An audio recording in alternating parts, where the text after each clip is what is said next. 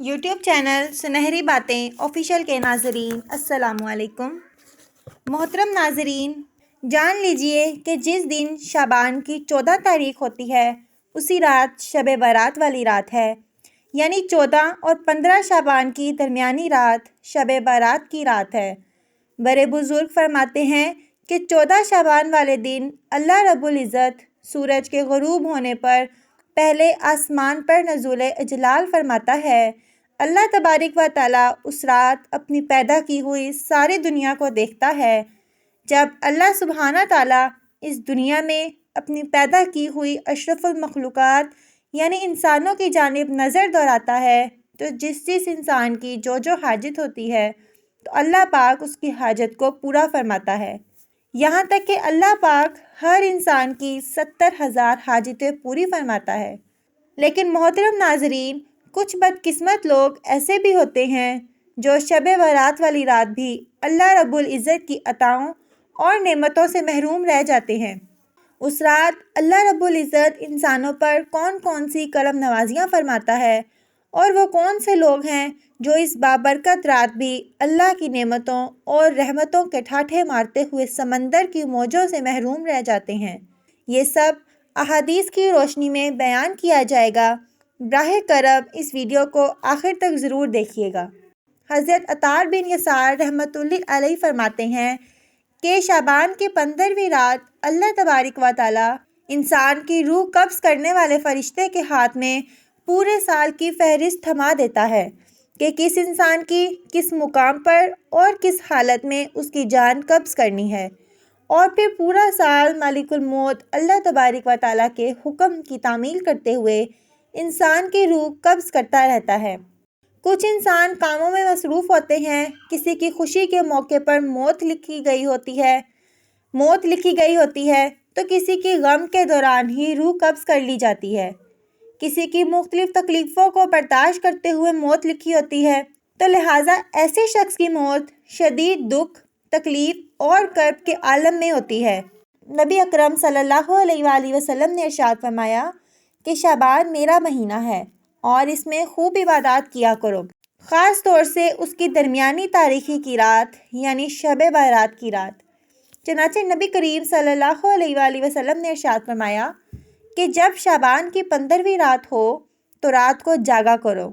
اور اس کے دن میں روزہ رکھا کرو۔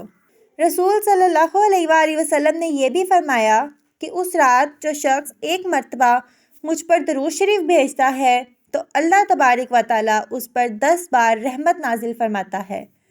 لہٰذا مومن کے لیے ضروری ہے کہ وہ ماہ شعبان میں غافل نہ رہے بلکہ رمضان المبارک کی تیاری شروع کر دے۔ حضرت عثمان بن محمد فرماتے ہیں کہ نبی کریم صلی اللہ علیہ وآلہ وسلم کا فرمان عالی شان ہے کہ اللہ سبحانہ و تعالیٰ انسان کی عمریں ایک شب برات سے لے کر دوسری شب برات تک مقرر کرتا ہے، جبکہ ایسے انسان کے وہم و گمان میں بھی نہیں ہوتا کہ اللہ رب العزت نے اس کا نام لکھ کر موت کے فرشتے کے ہاتھ میں دے دیا ہے۔ پیارے ناظرین، حضرت ابو ہریرہ رضی اللہ تعالیٰ عنہ سے روایت ہے کہ نبی کریم صلی اللہ علیہ وآلہ وسلم کا فرمان ہے، شب برات کی رات اللہ تبارک و تعالیٰ کے حکم کی تعمیل کرتے ہوئے حضرت جبرائیل علیہ السلام میرے پاس تشریف لے کر آئے اور فرمایا کہ اے اللہ کے نبی، اپنے سر اقدس کو اللہ کے آسمان کے جانب اٹھائیے۔ میں نے جبرائیل سے پوچھا کہ یہ کون سی رات ہے؟ تو جبرائیل علیہ السلام نے نہایت ہی عزت و احترام کے ساتھ فرمایا کہ اے اللہ کے حبیب، یہ وہ بابرکت رات ہے جس رات اللہ تبارک و تعالیٰ جنت کے تمام دروازے کھول دیتے ہیں اور ہر اس انسان کی بخشش فرما دی جاتی ہے کہ جس نے اللہ رب العزت کی ذات کے علاوہ کسی اور کی عبادت نہ کی ہو۔ اس کے علاوہ اللہ تبارک و تعالیٰ بڑے بڑے یعنی کبیرہ گناہوں کو کرنے والوں کو اس وقت جنت میں داخل نہیں فرماتا جب تک کہ وہ اللہ سے اپنے گناہوں پر توبہ اور استغفار نہ کر لے، مثلاً سود خور، شرابی، زانی، والدین کا نافرمان اور چغل خور وغیرہ۔ پھر نبی کریم صلی اللہ علیہ وآلہ وسلم نے فرمایا کہ جب رات کا چوتھائی حصہ ختم ہو گیا تو جبرائیل علیہ السلام پھر سے میرے پاس تشریف لائے اور فرمانے لگے کہ اے اللہ کے حبیب، اپنا سر اقدس آسمانوں کی طرف اٹھائیے۔ نبی کریم فرماتے ہیں کہ میں نے آسمانوں کی جانب دیکھا تو دیکھا کہ جنت کے سارے دروازے کھلے ہوئے ہیں۔ جنت کے 8 دروازوں میں سے پہلے 5 دروازوں پر اللہ کا ایک فرشتہ کھڑا یہ کہہ رہا تھا کہ خوشی ہو اس انسان کے لیے کہ جس نے اس رات اللہ سبحانہ و تعالیٰ کی بارگاہ میں سجدے کیے، رکوع کیے اور دعا کی، اللہ کا ذکر کیا، اور جس انسان نے خشیت الہی سے ڈرتے ہوئے اپنی آنکھوں سے ایک بھی آنسو کا قطرہ بہایا، ایسے انسان کو اللہ سبحانہ و تعالیٰ نے معاف فرما دیا اور ان کے سارے گناہوں کو بخش دیا۔ آپ صلی اللہ علیہ وآلہ وسلم نے فرمایا کہ 6 آسمان کے دروازے پر ایک مقرب فرشتہ کھڑا ہوا یہ بات کہہ رہا تھا کہ خوشی ہو ایسے انسان کے لیے کہ جو دین اسلام پر پختہ یقین رکھتا ہے، جبکہ 7ویں آسمان پر ایک فرشتہ کھڑا یہ بات کہہ رہا تھا کہ یہ کوئی دنیا میں ایسا انسان کہ جس کے دل میں نیک تمنا ہو تو اس کی طلب کو پورا کیا جائے گا، جبکہ جنت کے 8ویں دروازے پر ایک فرشتہ کھڑا یہ بات کہہ رہا تھا کہ کوئی ہے جو اپنے گناہوں کی بخشش کروانا چاہتا ہے تو اس کے سارے گناہوں کو معاف کر دیا جائے گا۔ یہ تمام ماجرا دیکھ کر نبی کریم صلی اللہ علیہ وآلہ وسلم نے جبرائیل علیہ السلام سے دریافت فرمایا کہ اے جبرائیل، یہ جنت کے دروازے کب تک کھلے رہتے ہیں؟ حضرت جبرائیل علیہ السلام نے فرمایا کہ جنت کے دروازے صبح سورج کے نکلنے پر بند ہو جاتے ہیں۔ انہوں نے مزید فرمایا کہ اس رات اللہ عز و جل بے شمار انسانوں کو جہنم سے نکال کر جنت میں داخل فرما دیتا ہے۔ حضرت ابوبکر صدیق رضی اللہ تعالیٰ عنہ سے مروی ہے کہ جب شب برات کی رات کا درمیانی وقت آتا ہے تو اللہ تبارک و تعالیٰ اس وقت پہلے آسمان پر جلوہ افروز ہوتا ہے، اور اس رات اللہ سبحانہ تعالیٰ سے بغض رکھنے والے اور اللہ کے علاوہ کسی اور کی عبادت کرنے والے کی بخشش نہیں ہوتی، جبکہ باقی سب کی بخشش اللہ پاک فرما دیتا ہے۔ اگر انسان اس رات اپنے رب کی حضور ندامت کے آنسو بہائے اور فریاد کرے، اپنے صغیرہ و کبیرہ گناہوں کے لیے معافی کا درخواست گزار ہو، تو اس کے اس عمل سے اس کی بدحالی خوشحالی میں اور اس کی ہر تنگی آسانی میں بدل جاتی ہے۔ پیارے ناظرین، ذرا سوچئے کہ بنی اسرائیل کے ایک شخص نے اپنے گناہوں سے صدقے دل سے توبہ کا ارادہ ہی کیا تھا اور ابھی توبہ استغفار بھی نہیں کیا تھا کہ اس کی تقدیر بدل گئی، تو اگر نبی صلی اللہ علیہ وآلہ وسلم کی سب سے افضل امت کا ایک گناہ گار شخص اللہ سے سچے دل سے توبہ کرے تو کیا اس کی تقدیر نہیں بدل سکتی؟ بس فضائل شب برات کے سبب اسلامی مہینوں میں شعبان کے مہینے کو خاص فضیلت اور اہمیت حاصل ہے۔ چنانچہ جہاں آپ بہت سی دوسری نفل نمازیں ادا کرتے ہیں تو میری آپ سے گزارش ہے کہ شب برات کی رات یہ 8 رکعت نفل نماز ضرور پڑھیے، کیونکہ اس رات کی 8 نوافل نماز ادا کرنے کی بہت بڑی فضیلت وارد ہوئی ہے۔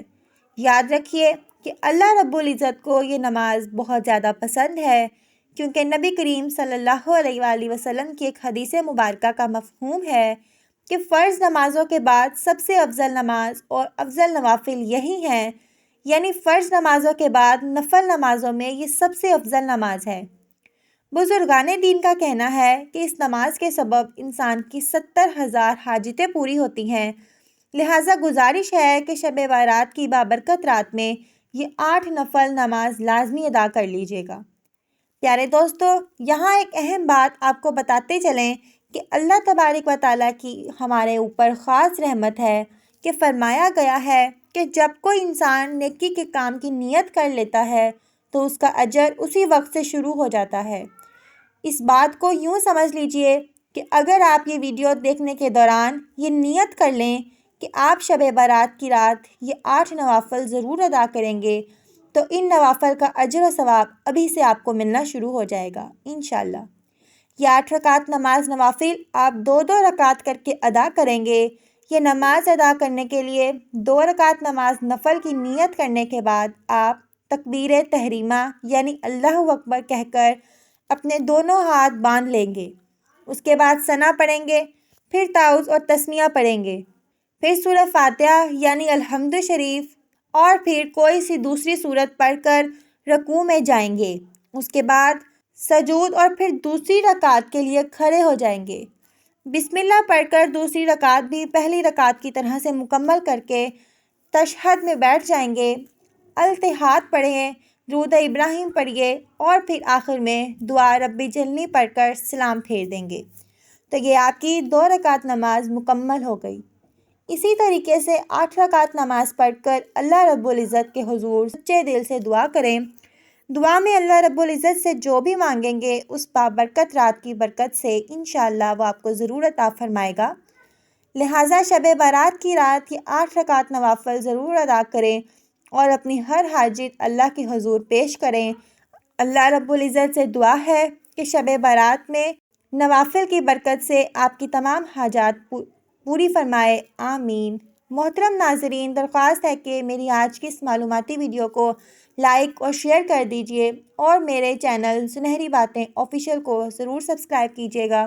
ساتھ لگے بیل آئیکن پر کلک کیجیے گا تاکہ فیوچر میں آنے والے تمام ویڈیوز کے نوٹیفیکیشنز آپ کو بر وقت ملتے رہیں۔ اللہ حافظ۔